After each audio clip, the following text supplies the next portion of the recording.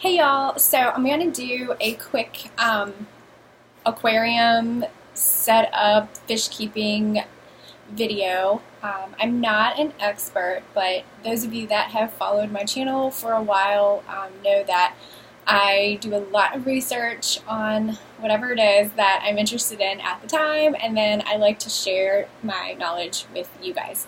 So I've had 2 successful tanks running for well over a year now, and I did months of research before I even attempted to set up my first aquarium, and I'm pretty shocked at how wrong I was with what I thought you had to do to set up an aquarium.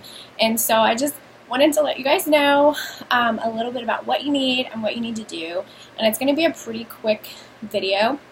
And this is for like total newbies, and I don't like run a fish tub or anything like that. This is just, I have it at home and I do it myself, and as you can see, I don't have a huge tank. So the first thing that you need, of course, is a tank. I would recommend like a 29 gallon or maybe even a 55 to get started, which sounds like it's a little bit large. But to be honest with you, the bigger tanks are easier to manage because the biosystem just works a little bit better when it's bigger. So that's what I would recommend. You can also do a 10 gallon. You can do a 5 or even 1 gallon if you want to do a nano tank.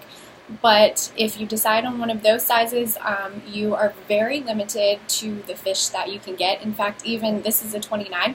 Even with this one, I'm really limited to what I can get and how many fish I can have, of course. So you can get glass or acrylic. Either way is fine. It doesn't really matter. I've noticed that glass looks a little bit better. I have one glass and one acrylic. But I actually had an issue when I first got my tank set up where my tank cracked. Yes, and water spilled all on the floor. So be very careful if you get a glass tank. But my acrylic one is scratched, so there's no perfect answer to it. You just pick whatever you like better. You need to make sure you get a lid. And you need the lid for a couple of reasons. For one thing, it holds the light. And for another thing, a lot of fish jump. Fish that you would be shocked to jump actually do jump. And it keeps the water from evaporating quite so quickly. So definitely get a lid. You will need a filter. Absolutely, you will need a filter. There's several different kinds of filters that you can get. There is a hang on the back filter, which a lot of people call an HOB. That's actually what I have on this side. And then I also have a sponge filter. That's where the bubbles are coming from. So I have actually overfiltration for this. But you actually can't really overfilter, so the more filtration you get, the better. The hang on the back is cool because it is mechanical filtration and biological, and you need that. It's really important. And so I would get to all that here in a minute, but first, so you need a filter. You need a heater if you want tropical fish, which most of the fish, I'm doing this as freshwater. I should have said that at the beginning. Freshwater. I don't know anything about saltwater. Not there yet. So if you want any kind of tropical fish, which almost all the fish minus goldfish are tropical. And so you're going to need a heater to keep the water warm. Most of the tropical fish like the water anywhere between 72 and 80 degrees. And so you'll need a heater. It's that little kind of silver thing right there in the back. That's the heater. That's what you need for your basic tank setup. It's also very recommended that you get an official tank stand.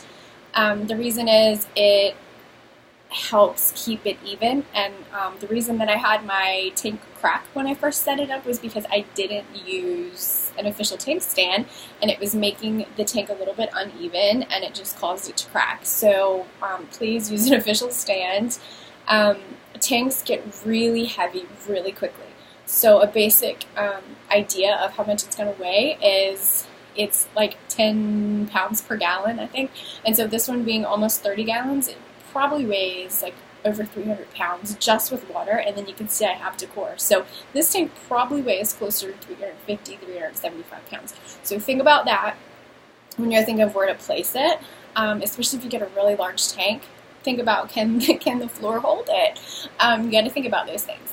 So yeah, so that's that. And so you buy all of your stuff, and you got your tank, and you know where you're going to put it, and it's near a plug or a surge protector, so you can hook everything up. Then you have to start thinking about what you want to go inside your tank. This is a planted tank, so a lot of fish like the planted tanks. There are a group of fish that don't do well with planted tanks, and those mostly use sand and rocks. I'm mostly going to talk about this planted tank. And so what's really cool about planted tanks is really good for the fish's fins. It helps keep the water quality a little bit better, and it provides them a lot of places to hide. So fish, especially if you want a community tank, which is what I have, I've got several different kinds of freshwater fish in here. I provide them lots of places to hide because otherwise fish will get stressed out.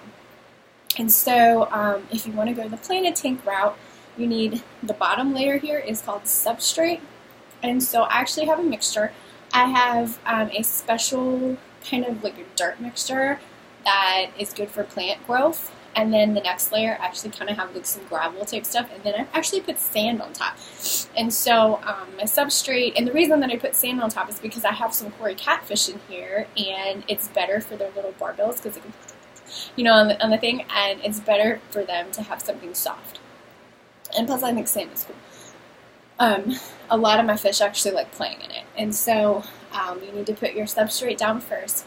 And then you need to decide what, they call it hardscape, you want to do. So this is like your rocks, your wood, whatever hard things that you want.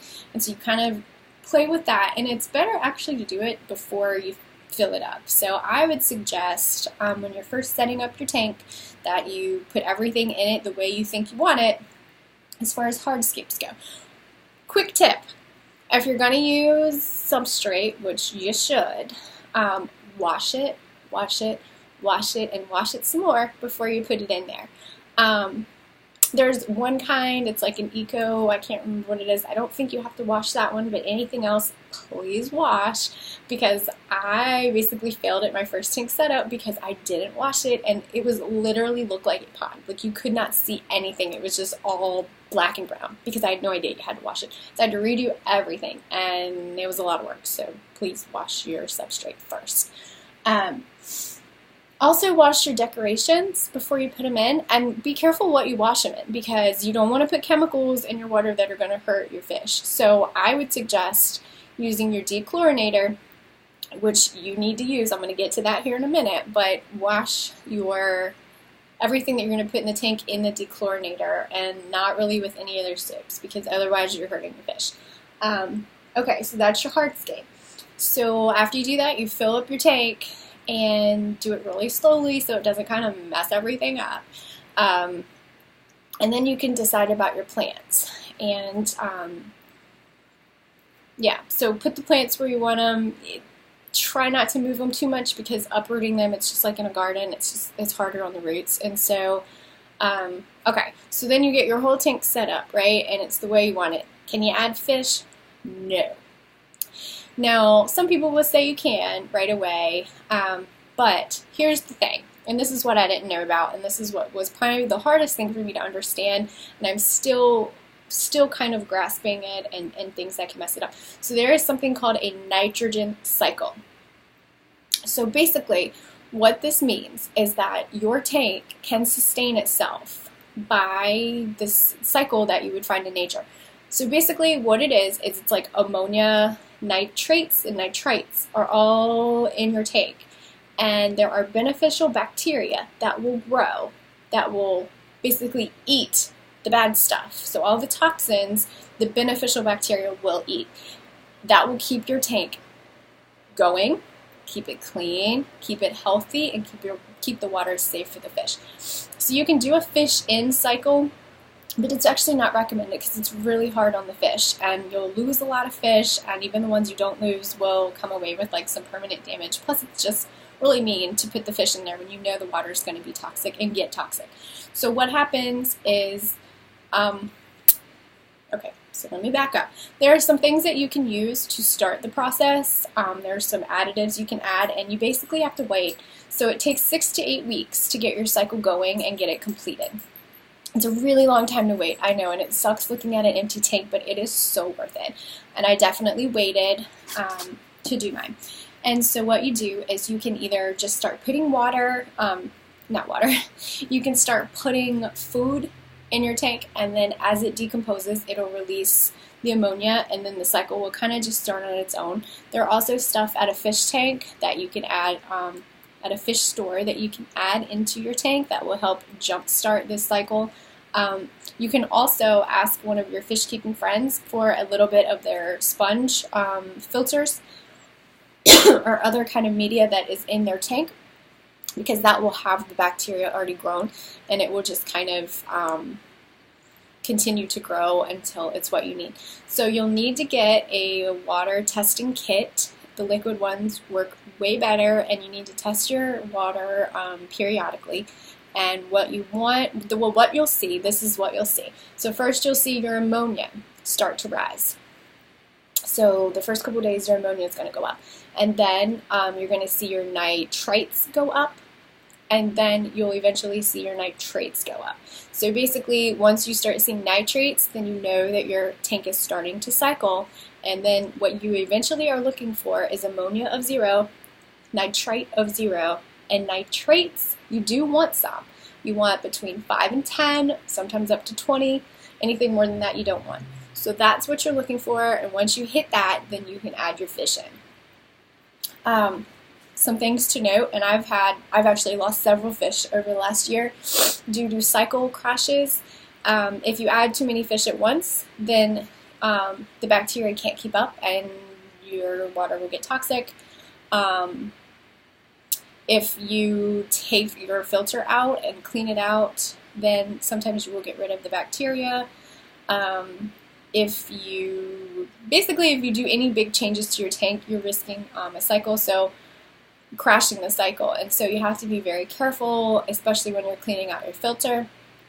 They recommend just kind of rinsing it out in old tank water, or at least make sure that it's dechlorinator. So let me tell you a little bit about the filters. The filters in your, especially on the hang on the back, there's actually, most of them come with a little, it's called a biological media holder basically, and so it will keep the beneficial bacteria. Most of them live in your filter. A lot will live in your substrate. There's also little like bio balls they call, like where they're little stars, little balls or whatever that really you just put in your filter to hold the extra bacteria. So you really want a lot of bacteria. And actually, one of the reasons that I added my second filter here is it's a big sponge filter, so it's a sponge like this big, and it will hold all of that bacteria. So if anything happens and like I have to clean out this one filter, there should be enough in this one that will help keep it from crashing, because that has been my number one problem that I've had since I started fish keeping is the cycle. And I keep doing little things that crash it, and then I always lose fish. And so that's something that I'm really like trying to be super mindful of, is being very aware of the cycling process. So anyways, once you add your fish, you just want to do partial water changes every week. They recommend like a 15 to 25% water change every week. That's to keep the water clean and safe, but what it also does is it adds like minerals and stuff. It just keeps the water fresh for them, and so you definitely want to do that.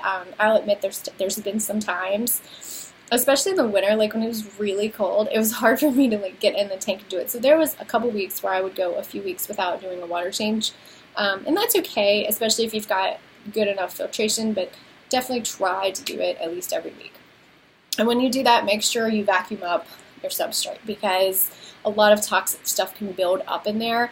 And if you don't kind of stir it up often, then there could be like pockets of the nitrates or whatever, like the toxic water that will come up, and it will be like a big bubble of it basically, and it can kill your fish. And so I'm trying to think. Be careful of certain decorations that you put in your tank, because it can change the pH of your water. And I think that's about it as far as setting it up. The nitrogen cycle is the main thing that you need to learn about and be aware of. And always have a filter. And there's a lot of fish that grow big. And so even though you get them from the fish store, they will grow big. There's also certain species of fish that don't get along, and so do your research before you buy fish. There's a lot of fish that need to be in groups of like 5 or more. So always do your research. Make sure the fish are compatible. Make sure that they can live in the same pH of water. Make sure that they like the same water temperature, because all those things are important. And then just to kind of give you a little heads up about my tank, so you just kind of know what you've seen running around back there. I've got some black skirt tetras in here. I've got some barbs, some gold barbs, and some cherry barbs. And I've got some mollies and some koi catfish. And so I have a really nice little community going on here. So there you have it. Let me know if you guys have any questions.